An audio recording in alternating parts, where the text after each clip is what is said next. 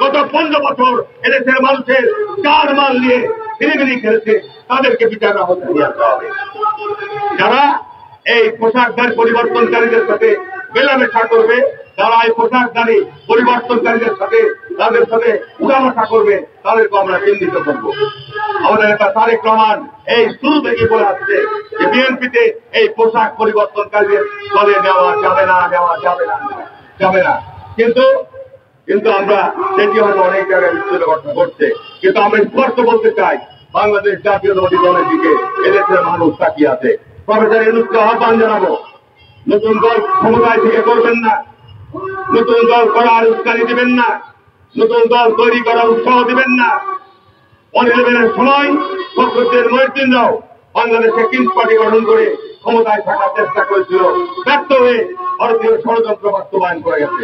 আমি বিশ্বাস করি আপনি নতুন করে এই ছাত্রদেরকে যে দল গঠন করতে চাচ্ছেন, অসুবিধার কিছু না। জনগণের কাছে গেলে বুঝতে পারবেন যে নির্বাচনে তাদের কি ফলাফল হবে।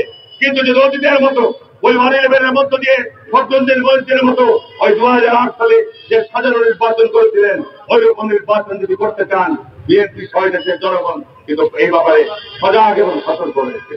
আমরা চাই বাংলাদেশে একটা অন্তর্বর্তীকালীন সরকার অধীনে অবাধ, সুষ্ঠু, অংশগ্রহণমূলক নির্বাচন অনুষ্ঠিত।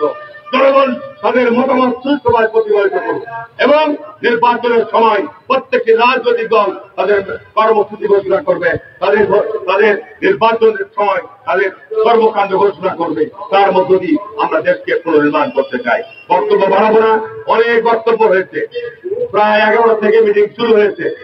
আমি ধন্যবাদ জানাচ্ছি রবিবন্ধুদেরকে যে ধরনের সমাবেশ অব্যাহত রাখবা।